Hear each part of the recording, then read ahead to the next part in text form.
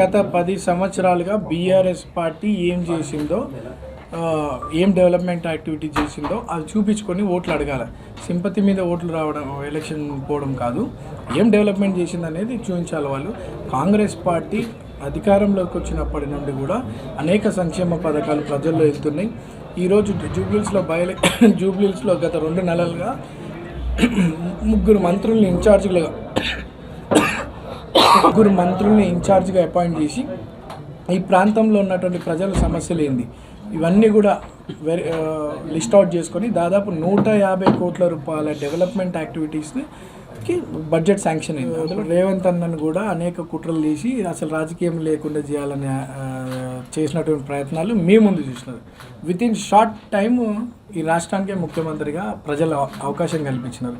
Same ఇక్కడ Naveen Yadav ఎదగకుండా BRS party చేసినటువంటి కుట్రలు నవీన్ యాదవ్ కానీ, నవీన్ యాదవ్ కుటుంబాన్ని కానీ, నవీన్ యాదవ్ అనుచరులు కానీ, నవీన్ యాదవ్ బంధువులు కానీ, నవీన్ యాదవ్ కోసం పనిచేసే కార్యకర్తలు కానీ అనేక హింసలకు గురి చేసి తప్పుడు కేసులు పెట్టి నన్ను ఎదగకుండా చేసినటువంటి ప్రయత్నాలు ఎన్నో చేసింది. ఈరోజు you are seeing the result. అంటే ఇది ఈరోజు నాకు భగవంతుడు, పెద్దలు, కాంగ్రెస్ పార్టీ ప్లస్ ముఖ్యమంత్రి గారు మాకు అవకాశం కల్పించడానికి మీరు చూస్తున్నారు. తప్పకుండా ప్రజలు అన్నీ గమనిస్తారు. న్యాయం, ధర్మం ఉంది సమాజంలో. ఈ 5 ఏళ్ళకి జరగాల్సినటువంటి ఎలక్షన్ ఈరోజు 2 సంవత్సరాలకు వచ్చింది. ఇది దైవ నిర్ణయం. మా ప్రాంత ప్రజలందరికీ తెలుసు ఈ ఎలక్షన్ ఎందుకు వచ్చింది అనేది. తప్పకుండా people will take a call and by election. ఈ ఎలక్షన్లో కాంగ్రెస్ ఓడిపోతే వాళ్ళకి వచ్చిన నష్టం ఏం లేదు, సర్కారం పడిపోదు. కానీ ఈ ఎలక్షన్లో గట్టిగా కడుపులోకి వెళ్ళి గుద్దితే కాంగ్రెస్ వాళ్ళకు బుద్ధి వస్తుంది. అగో ప్రజలు కోపం మీద ఉన్నారు. 2,500 రూపాయలు లేకపోతే ఆడపిల్లలు ఊకోరు, స్కూటీ లేకపోతే ఊకోరు, జూట మాటలు చెప్పి ఓట్లు దొబ్బి తర్వాత మళ్ళీ మాట తప్పితే ఊకోరు, బుద్ధి చెప్తారు. రేపు అడ్రస్ లేకుండా డిపాజిట్లు గల్లంతు చేస్తారు అని ఒక భయం పెట్టాలంటే, కాంగ్రెస్ కడుపులా బుగులు ఉట్టాలంటే ఈ ఎలక్షన్లో ఖచ్చితంగా కాంగ్రెస్ క్యాండిడేట్ది డిపాజిట్ కూడా లేకుండా ఓడగొట్టే జిమ్మెదారి దయచేసి తీసుకోవాలి. భయపెడతారు వచ్చి నాకు తెలుసు. ఇక మన బస్తీలకు వస్తారు. నిన్న మొన్నటిదాకా పత్తలేని కాంగ్రెస్ వాడు వస్తాడు, ఇంటింటికి వస్తాడు, అక్క అంటాడు, చెల్లె అంటాడు, వదినే అంటాడు, కోడలు అంటాడు, వరసలు కలుపుతాడు, మస్తు కథలు చెప్తారు. ఇక నువ్వు గెలిపి ఓటు గుద్దు, వస్తూనే ఉన్నాయి పైసలు. కేసీఆర్ మొత్తం అప్పుల పాలు చేసిపోయింది, ఏం చెప్పాలి నీకు, ఏం బాగా రేవంత్ రెడ్డి బాగా కష్టపడుతుండు అని బిల్డప్లు ఇస్తారు. నేను ఒక్క మాట అడుగుతున్నా. కరోనా వచ్చింది, యాదికుందా అందరికీ? మర్చిపోయారా?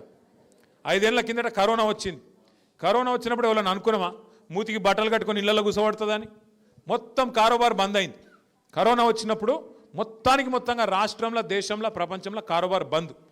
సున్నా, ప్రభుత్వం దగ్గర ఆదాయం సున్నా, ఒక్క పైస లేదు, బుడ్డ పైస లేదు ప్రభుత్వంలో. మరి అప్పుడు పెన్షన్లు ఆగినాయా? కేసీఆర్ ఇచ్చేటి కళ్యాణ లక్ష్మి చెక్కులు ఆగినాయా? రైతు బంద్ ఆగిందా? కేసీఆర్ కిట్లు ఆగినాయా? మరి సున్నా పైసలు ఉన్నప్పుడు, రూపాయి ఆదాయం లేనప్పుడు కేసీఆర్ ఇచ్చిండెట్లా? మరి ఇంత మంచి రాష్ట్రాన్ని నీ చేతిలో పెట్టిపోతే నువ్వు ఇస్తలేవెట్లా? 2 ఏళ్ళు అయిపోయాయి కదా, 2 ఏళ్ళు సరిపోలేదు అయ్యనికే? ఇంకా కూడా తొంపులు పెట్టుడు, ఇంకా కూడా కేసీఆర్ మీద బదనాం పెట్టుడు, కేసీఆర్ని తిట్టుడు. मैं कल परसों एक देखा था, कोई अच्छा पोटा है, कोई रील बनाया, हैदराबाद का पोटा, कोई जबरदस्त रील बनाया. 2 साल में क्या करे भाई रेवंत रेड्डी बोलते एक गाना है, तेरा नाम लिया, ఏది కేసీఆర్ను చూపెట్టుకుంటా, తుజే యాద్ కియా అంటే 2 ఏళ్ళు కేసీఆర్ను యాద్ చేసుకున్నాడు, తిట్టుడు ప్రతి స్పీచ్లో. తప్ప పీకిందేముంది 2 ఏళ్ళ కాంగ్రెస్ వాడు? ఒక్క కొత్త పని, ఒక్క బుడ్డ పైస పని